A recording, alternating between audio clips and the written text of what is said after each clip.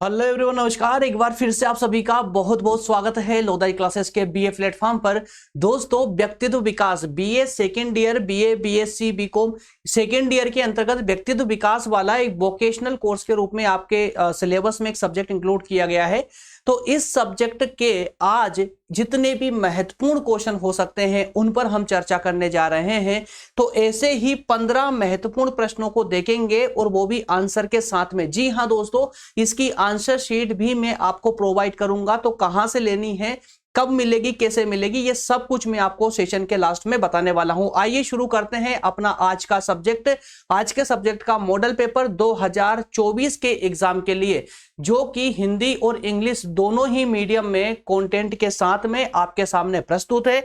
आइए शुरू करते हैं। यदि आप नए छात्र हैं, पहली बार हमारे इस प्लेटफॉर्म पर आए हैं, पहली बार सेशन को फॉलो कर रहे हैं, तो दोस्तों मैं आपको एक सलाह जरूर दूंगा कि एक बार, कम से कम एक बार प्लेलिस्ट को जरूर विजिट कीजिएगा। क्योंकि प्लेलिस्ट में यदि आप बीए फर्स्ट ईयर के स्टूडेंट है, सेकेंड ईयर के हैं या थर्ड ईयर के स्टूडेंट हो, आपसे संबंधित, आपके सिलेबस से संबंधित सभी सब्जेक्ट मेरे द्वारा पूरे विस्तार से डिटेल में चैप्टर वाइज चैप्टर क्लासेस ली गई है। इसी प्लेटफॉर्म पे बिल्कुल निशुल्क है, एकदम फ्री है। और हर सेशन के डिस्क्रिप्शन में उसके नोट्स भी अवेलेबल है, ताकि आपको की जो किताबों पर निर्भरता है वो थोड़ी कम हो जाए। यहां पर आप सेशन ले रहे हैं और उसी सेशन का रिवीजन आप हमारी नोट्स के माध्यम से लगाएंगे। तो परिणाम एग्जाम का आप खुद देखेंगे एग्जाम के बाद में कि क्या परिणाम आता है, क्या मार्क्स आपको प्राप्त होते हैं। आइए शुरू करते हैं अपना आज का सेशन। प्लेलिस्ट को जरूर विजिट कीजिएगा। और हाँ, स्टार्टिंग में बोल दूं, सभी जितनी भी लिंक आपको मिलती है ना, चाहे वो नोट्स की लिंक हो या किसी लेक्चर की लिंक हो, सबके सब डिस्क्रिप्शन में उनको पिन करवा दिया जाता है, डिस्क्रिप्शन में लिंक डलवा दी जाती है। तो कम से कम एक बार डिस्क्रिप्शन को जरूर विजिट किया करें। चाहे आप कोई सा भी सेशन देख रहे हो, सेशन खत्म होने के बाद में उसी वीडियो की डिस्क्रिप्शन में जरूर जाएं और वहां पर चेक करें कि आपके लिए क्या क्या दिया गया है। आइए शुरू करते हैं। तो सबसे पहले हम लेंगे व्यक्तित्व विकास के 15 महत्वपूर्ण प्रश्न, ठीक है। उसके बाद इसके उत्तरों की चर्चा करेंगे कि उत्तर आपको कहां से मिलेंगे, आंसर शीट कहां मिलेगी। पहला प्रश्न लेते हैं। पहला प्रश्न है व्यक्तित्व का अर्थ एवं परिभाषा। व्यक्तित्व क्या होता है, इसको समझाना है, साथ में इसकी परिभाषा देनी है। मैं फिर से रिपीट कर दूं नए छात्रों के लिए, जहां पर मैं मार्क कर रहा हूं वह आपकी मेन टर्म है। और इसके आंसर आप कैसे निकालोगे, यदि आप हमारी आंसर शीट को फॉलो नहीं करना चाहते तो फिर आप आंसर अपनी किताब से कैसे निकालोगे, ये भी मैं आपको लास्ट में सेशन के आखिरी में बताऊंगा कि किसी भी किताब से, किसी भी पब्लिकेशन की सीरीज से आपको इनके आंसर कैसे मिलेंगे, ठीक है ना। तो पहला प्रश्न है व्यक्तित्व का अर्थ और व्यक्तित्व की परिभाषाएं। साथ में अथवा में दिया गया है व्यक्तित्व की प्रमुख विशेषताएं। क्लियर है। तो ये 3 डेफिनेशन आपसे पहले प्रश्न में पूछी जा सकती है, अर्थ, परिभाषा और विशेषताएं। किसकी? व्यक्तित्व की। क्लियर है। तो definition, meaning and definition of personality and throw the light on the main characteristics of the personality. Clear है। सेकंड क्वेश्चन है व्यक्तित्व पर प्रभाव के स्रोत के रूप में वंशानुगत कारक पर एक नोट लिखिए। हेरिडेटरी फैक्टर्स जो होते हैं आपके, हेरिडेटरी फैक्टर्स, तो वो कौन से वंशानुगत कारक है जो व्यक्तित्व पर प्रभाव डालते हैं, व्यक्तित्व पर प्रभाव डालते हैं। तो यहां पर प्रश्न यही कह रहा है कि व्यक्तित्व पर प्रभाव डालने के रूप में जो स्रोत है, कौन से वंशानुगत कारक, उनकी चर्चा करनी है, उस पर एक नोट्स लिखना है। क्लियर है। तो मेन टर्म आपकी वंशानुगत कारक जो व्यक्तित्व को प्रभावित करते हैं, क्लियर है। अगला प्रश्न है व्यक्तित्व पर प्रभाव के स्रोत के रूप में सांस्कृतिक और आर्थिक कारकों पर टिप्पणी कीजिए। तो पहले प्रश्न नंबर 2 में आपसे वंशानुगत कारक पूछे गए हैं और प्रश्न नंबर 3 में आपसे सांस्कृतिक और आर्थिक कारक पूछे गए हैं। Is it clear? कल्चरल और इकोनॉमिक फैक्टर्स, ध्यान दीजिएगा, ये मेन टर्म है आपके क्वेश्चन की। अगला क्वेश्चन है आपका शेल्डन के संवैधानिक सिद्धांत पर टिप्पणी करना है। अथवा में है सोमाटोटाइप क्या होता है, इसको समझाना है। क्लियर। ये 4 प्रश्न आपके सामने हो चुके हैं। तो जहां पर मैं मार्क कर रहा हूं वो आपकी मेन टर्म है। मैं फिर से रिपीट कर दूं, मेन टर्म है। आपको भी जब पीडीएफ डाउनलोड करोगे तो आपको भी उसको मार्क करके रखना है, ताकि मेन जो टर्म है वह आपके दिमाग में फिट रहे। कि क्वेश्चन की मेन टर्म क्या है, मेन कॉन्सेप्ट क्या है, आपसे पूछा क्या जा रहा है। क्योंकि क्वेश्चन की लैंग्वेज तो हजारों प्रकार से परिवर्तित हो सकती है, ध्यान रहे, ठीक है ना। कॉन्सेप्ट चेंज नहीं होगा, कॉन्सेप्ट एक्चुअल में उससे पूछा जाएगा। तो जब भी मैं आपसे किसी कॉन्सेप्ट की बात करता हूं तो उस कॉन्सेप्ट के बारे में यह सोचा करें आप लोग कि इस कॉन्सेप्ट पर और किस किस तरह से क्वेश्चन पूछा जा सकता है। यदि ये सोचने की क्षमता आपने अपने आप में डेवलप कर ली तो यकीन मानिए चाहे एग्जामिनर कैसे भी क्वेश्चन को घुमा देगा, आप एक ही बार पढ़ने में क्वेश्चन का मीन समझ जाओगे और उसी दिशा में फिर आप आंसर राइटिंग करोगे। आइए अगला क्वेश्चन लेते हैं। ये 15 क्वेश्चन बहुत इंपॉर्टेंट है, याद रखिएगा, सबसे ज्यादा इंपॉर्टेंट क्वेश्चन है। यदि आप देखिए साल भर से पढ़ रहे हैं बहुत अच्छी बात है, और यदि अभी तक आप नहीं पढ़ पाए हैं, पहली बार अभी 2-4 दिन ही एग्जाम के बचे हुए हैं और अभी आप बुक उठा रहे हैं, तो भी आपकी शुरुआत जो है ना इन क्वेश्चनों से होना चाहिए मेरे अकॉर्डिंग। तो बाकी फिर मानना नहीं मानना तो आपके ऊपर डिपेंड करता है, लेकिन मेरी सलाह तो यही रहेगी कि आप जो शुरुआत कर रहे हैं वो इससे करना चाहिए। और यदि आपने साल भर अच्छे से मेहनत की है, पढ़ा है, तो अब उस स्टडी को पूरा समेटने का टाइम आ चुका है, एक साथ समेटने का टाइम, अर्थात कि जो मेन कॉन्सेप्ट है उनको पढ़ने का टाइम आ चुका है।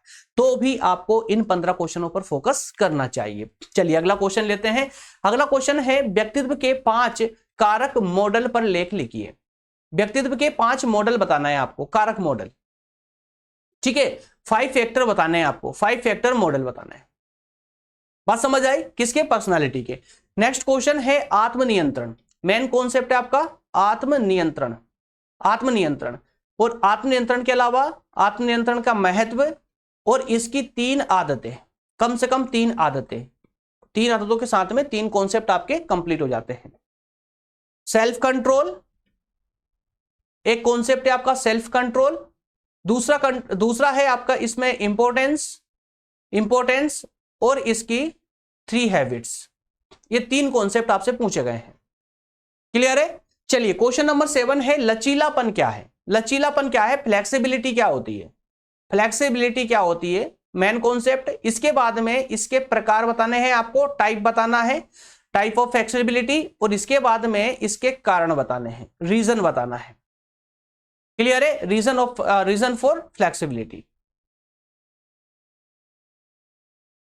ठीक है, तो हर क्वेश्चन का मेन कॉन्सेप्ट पकड़िए। मेन कॉन्सेप्ट पकड़ करके अगर आप रिवीजन लगाओगे, आंसर पढ़ोगे ना, तो जिंदगी में कभी धोखा नहीं खाओगे स्टूडेंट लाइफ में, याद रखिएगा।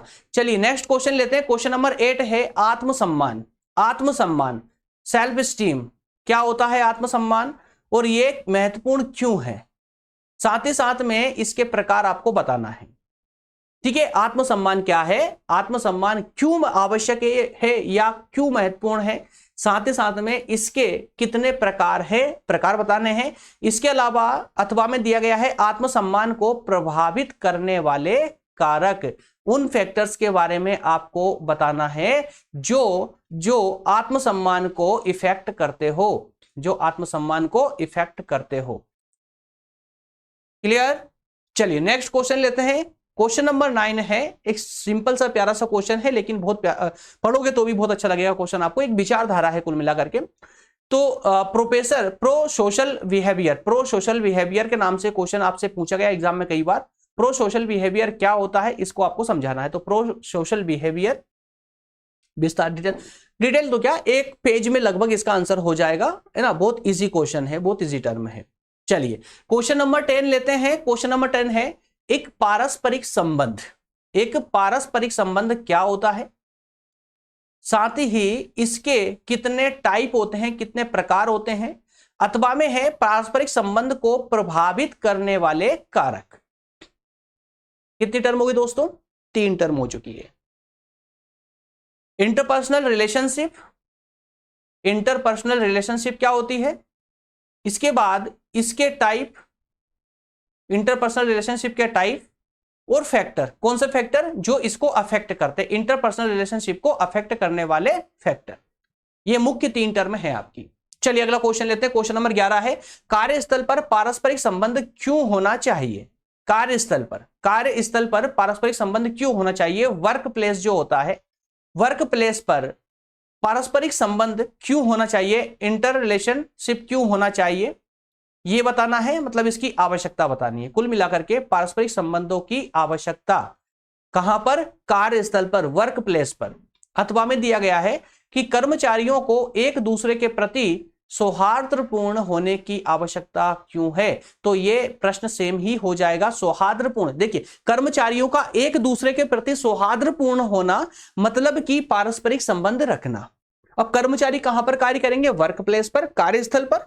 तो प्रश्न भाषा अलग है, कॉन्सेप्ट एक ही है दोनों का ही। क्लियर? क्वेश्चन नंबर 12 लेते हैं। फोन इंटरव्यू पूछा गया है। फोन इंटरव्यू क्या होता है और ये फोन इंटरव्यू में किन बातों को ध्यान में रखना चाहिए? फोन इंटरव्यू क्या होता है और कौन कौन सी ऐसी बातें हैं जिन्हें हमें माइंड में रखनी चाहिए फोन इंटरव्यू के दौरान? Is it clear? 12 क्वेश्चन आपके हो चुके हैं। आइए फटाफट 3 क्वेश्चन इसके और लेते हैं और इस सीरीज को जो है कंप्लीट करते हैं। हाँ, इसके बाद में रुके रहिएगा। 10 क्वेश्चन में शॉर्ट सिंगल टर्म वाले भी देने वाला हूं, जो हर मॉडल पेपर में देता हूं मैं आपको। 15 IMP question, most important question, और 10 मोस्ट इंपोर्टेंट टर्म देता हूं मैं आपको, मेन कॉन्सेप्ट देता हूं जिनके बारे में आपको पढ़ के जाना चाहिए, जिससे ये 15 प्रश्न जो हम डिस्कस कर रहे हैं, इन 15 प्रश्नों को वो टर्म सपोर्ट करती है। ठीक है, बैक सपोर्ट मान लीजिएगा। चलिए, प्रश्न नंबर 13 है, व्यक्तित्व विकास में सामाजिक बुद्धिमत्ता की क्या भूमिका है? What is the role of social intelligence in the personality development? तो व्यक्तित्व के विकास में एसआई अर्थात कि सोशल इंटेलिजेंस की क्या इंपॉर्टेंस है, क्या भूमिका है, क्या रोल है? अथवा में है, सामाजिक बुद्धिमत्ता के प्रमुख तत्वों की विवेचना कीजिए। प्रमुख तत्व बताना है आपको, एलिमेंट बताना है। बात समझ आई? क्या पूछा गया है? 2 कॉन्सेप्ट। कौन कौन से भाई? एक तो आपको बताना है, देखिए इसमें बेसिकली 2 कॉन्सेप्ट नहीं बल्कि 3 कॉन्सेप्ट हो जाएंगे। कौन कौन से 3 कॉन्सेप्ट हो जाएंगे? कि व्यक्तित्व विकास के बारे में थोड़ा सा आपको 4-5 लाइन में लिखना होगा। उसके बाद सेकंड पॉइंट के रूप में सामाजिक बुद्धिमत्ता के बारे में लिखना होगा, ठीक है ना, सोशल इंटेलिजेंस के बारे में लिखना होगा। उसके बाद में तीसरे कॉन्सेप्ट के रूप में आपको लिखना होगा कि सामाजिक बुद्धिमत्ता अर्थात सोशल इंटेलिजेंस किस तरह से व्यक्तित्व विकास को प्रभावित करता है। फिर चौथे पॉइंट के रूप में आपको लिखना होगा सोशल इंटेलिजेंस अर्थात सामाजिक बुद्धिमत्ता के एलिमेंट कौन कौन से हैं, तत्व कौन कौन से हैं। क्लियर? चलिए, तो इस तरह से 4 कॉन्सेप्ट आपको इस क्वेश्चन में हो जाते हैं। अगला क्वेश्चन लेते हैं। क्वेश्चन नंबर 14 है, भावनात्मक बुद्धिमत्ता इमोशनल इंटेलिजेंस क्या होता है? पहली मेंटर। उसके बाद अथवा में है, छात्रों में भावनात्मक बुद्धिमत्ता का विकास कैसे किया जा सकता है? छात्रों में भावनात्मक बुद्धिमत्ता का विकास कैसे किया जाता है? How to develop emotional intelligence in student.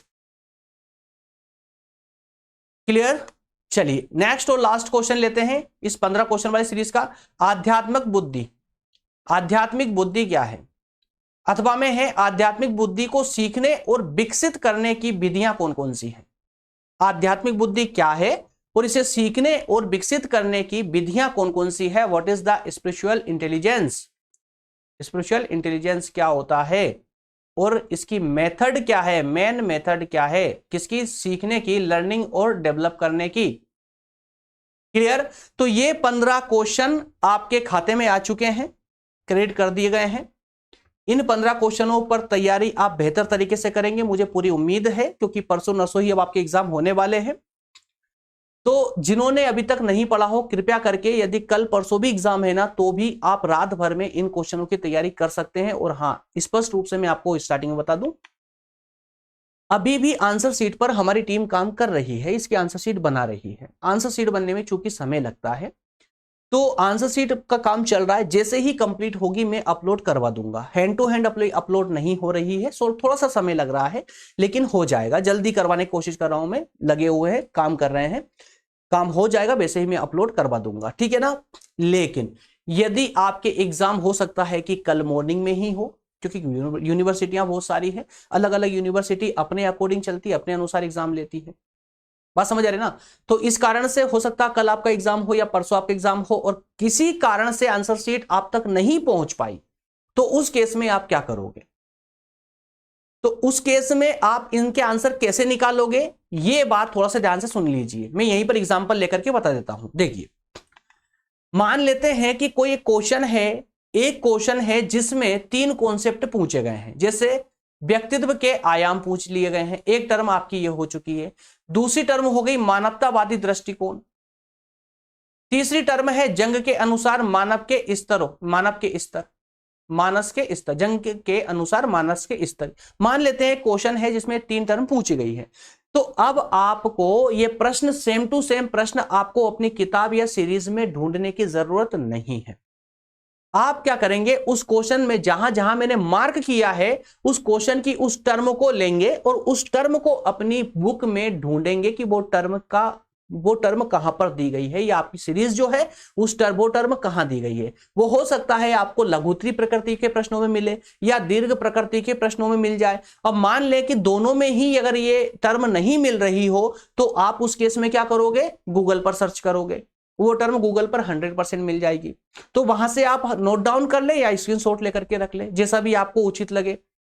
इसके अलावा ये तो संभव ही नहीं है कि कोई टर्म ही नहीं, सभी टर्म आपकी बुक में ना मिल रही हो। बाय चांस कोई सी ऐसी टर्म होगी जो नहीं मिलेगी। लेकिन हाँ, यदि आप डीएवीबी यूनिवर्सिटी के छात्र हैं तो आपके पास में संभवतः एक सीरीज होना चाहिए यशराज पब्लिकेशन के नाम से। अगर यशराज पब्लिकेशन की सीरीज आपके पास में है तो आपको इनके एक टर्म के आंसर आपको इसमें मिल जाएंगे, सभी के मिल जाएगी, टोटल के मिल जाएंगे, ठीक है ना। लेकिन फिर भी मैं संभवतः प्रयास कर रहा हूं, जितना जल्दी हो सके मैं इनके आंसर शीट लाने का प्रयास करूंगा। डिस्क्रिप्शन इसकी चेक करते रहें, या अगर आप हमारे टेलीग्राम या व्हाट्सएप ग्रुप पर जुड़े हैं तो ग्रुप को थोड़ा सा एक्टिव रहना ग्रुप में। वहां पर सबसे पहले ग्रुप में डलेगी, उसके बाद में इसकी डिस्क्रिप्शन में लिंक डाल दी जाएगी, ठीक है, जहां से आप डाउनलोड कर सकते हैं। आइए, तो अब हम 10 मेन टर्म पर चर्चा करें। उम्मीद करता हूं समझ गए होंगे आप लोग, है ना, कि आंसर कैसे निकालना है आपको, ठीक है। 10 टर्म है, व्यक्तित्व के आयाम, व्यक्तित्व के आयाम पर टिप्पणी करना है, मानवतावादी दृष्टिकोण क्या होता है ये बताना है, जंग साहब के अनुसार मानस के स्तर कितने होते हैं इस पर टिप्पणी करना है, कैस्मर के व्यक्तित्व के वर्गीकरण, कैस्मर का व्यक्तित्व का वर्गीकरण किस प्रकार से उन्होंने वर्गीकरण किया है व्यक्तित्व का, यह बताना है। 5वीं में टिप्पणी कीजिए, 2 कॉन्सेप्ट दिए गए हैं, मनोवैज्ञानिक लचीलापन और भावात्मक लचीलापन। इन पर आपको टिप्पणी करनी है। सिंगल कॉन्सेप्ट है, लेंदी नहीं है कुछ भी, मुश्किल से 10-10, 12-12 लाइन के इसके आंसर मिलेंगे, ठीक है ना। शारीरिक लचीलापन क्या होता है, शारीरिक लचीलापन क्या होता है, इसके अलावा सामुदायिक लचीलापन क्या होता है, साक्षात्कार कौशल क्या होता है, इसकी आवश्यकता क्यों होती है, साक्षात्कार कौशल की तैयारी की कुंजी क्या है, मतलब कैसे तैयारी की जाती है इसकी।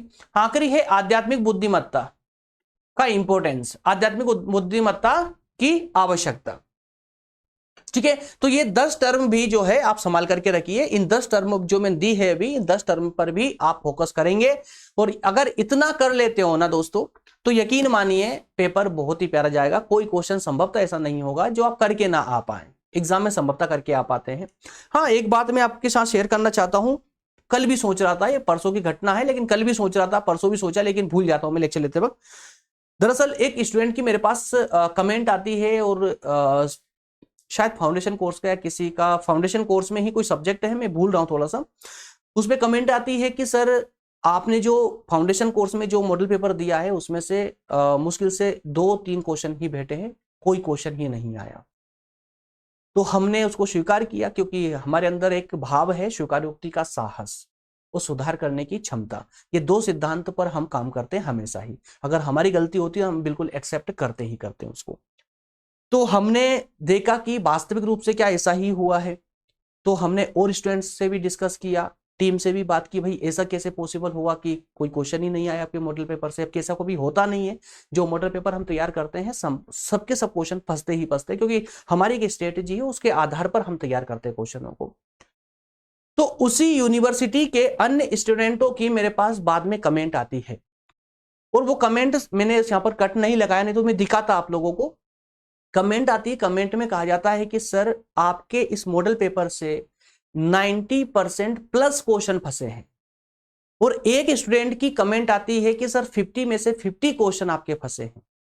मैं नहीं जानता कि कौन झूठ बोल रहा कौन सच बोल रहा है, ठीक है। तो इस तरह से मैक्सिमम कमेंट मेरे पास में, ये मान लीजिए 99% कमेंट जो आती है वो पॉजिटिव आती है, सिर्फ एक बच्चे की कमेंट। अब आप लोग खुद समझ सकते हैं कि यदि एक बच्चे ने कमेंट की है कि नहीं फंसे क्वेश्चन, तो फिर उनकी कहां तक की बुद्धिमत्ता रही होगी, कितनी समझ रही होगी, या फिर संभवतः कि आपने अच्छे से मॉडल पेपर को फॉलो नहीं किया। मैं किसी बच्चे की गलती नहीं बता रहा हूं, मैं किसी बच्चे की कमी को उजागर नहीं कर रहा हूं, बल्कि मैं ये बताने का प्रयास कर रहा हूं कि जो मेरे द्वारा दिया जा रहा है उसको यदि आप सतर्कता के साथ लेते हैं तो वो 100% आपके लिए बेनिफिट होगा, उसके माध्यम से आपका बेनिफिट होगा ही होगा। और अगर मेरे मॉडल पेपर दिए जा रहे हैं और आप सिर्फ पढ़ रहे हैं, नजरअंदाज कर रहे हैं, और जो तरीका मैं आपको बता रहा हूं उस तरीके को फॉलो नहीं कर रहे हैं, तो संभवतः आपको इसका कोई फायदा नहीं होगा। आप इस मॉडल पेपर को तो क्या, अगर एग्जाम का ओरिजिनल पेपर भी आपके सामने ला करके रख दिया जाए ना, तब भी वो पेपर भी आपको कोई फायदा नहीं पहुंचाएगा यदि आप सीरियसली नहीं ले रहे हैं तो कहने का अर्थ कुल मिलाकर यही है कि जो आपको दिया जा रहा है उसको थोड़ा सीरियसली ले, है ना। मैं मजाक करने नहीं आया हूं, मजाक करना होता तो 5 मिनट 7 मिनट के फटाफट वीडियो बनाता, अपलोड करता यूट्यूब पर और खूब पैसे कमाता। ये फ्री विस्तार डिटेल क्लासेस फ्री लाने का कोई उद्देश्य नहीं होता, क्योंकि या खुद भी सोचिए ना, यदि शॉर्ट वीडियो बनाकर लाता मैं 5 10 मिनट 15 मिनट का, तो लाखों की क्वांटिटी में जो है स्टूडेंट इसको देखते, है ना, और उसका आधार पर स्टूडेंट का कोई फायदा नहीं होता उसमें, मैं जानता हूं, लेकिन उसमें मेरी आर्थिक स्थिति बहुत शानदार हो जाती। और डिटेल क्लासेस में क्या होता है कि जब 1000 स्टूडेंट आते हैं ना, तो उसमें से मुश्किल से 15 या 20 स्टूडेंट ही फॉलो करते हैं उसे, बाकी सब निकल जाते हैं, क्योंकि समय किसी के पास नहीं है। उसके बावजूद मैं पिछले 5 सालों से आप लोगों के लिए काम कर रहा हूं, फ्री ऑफ कॉस्ट काम कर रहा हूं, और विस्तार से डिटेल क्लासेस लेकर आ रहा हूं आप लोगों के लिए, बिना आर्थिक लाभ को देखते हुए। तो इसके पीछे मेरा कोई स्वार्थ नहीं है कि ये मॉडल पेपर, एक मॉडल पेपर दिया, इसके स्थान पर मैं एक क्लास देता तो मेरा सब्जेक्ट पूरा होता। ये लेकर के आ रहा हूं, कोई स्वार्थ नहीं है दोस्तों, यकीन मानिए। आप लोग जो है पूरी जो है एक ईमानदारी के साथ में इनको फॉलो करेंगे तो बिल्कुल आपको इसका फायदा होगा, लेकिन जिस तरह से मैं बताता हूं उस तरह से आपको फायदा फॉलो करना होगा, ठीक है। ईमानदारी से पढ़िए, आपका काम निश्चित रूप से होगा, क्योंकि मेरे ही गाइडेंस में बच्चों ने यूनिवर्सिटी टॉप किया है बीए के अंतर्गत। बाकी सब बात चलो होती रहेगी, ठीक है। मिलते हैं नेक्स्ट सेशन में दोस्तों। जल्दी इसकी आंसर शीट में अपलोड करवाने का प्रयास करूंगा, जल्दी ही आंसर शीट इसकी अपलोड हो जाएगी, ठीक है। थोड़ा वेट करें और इस वीडियो की डिस्क्रिप्शन को चेक करते रहें, बिल्कुल जल्दी ही अपलोड करवा दूंगा मैं। ओके फ्रेंड्स, मिलते हैं नेक्स्ट सेशन में। बहुत बहुत धन्यवाद, थैंक यू सो मच।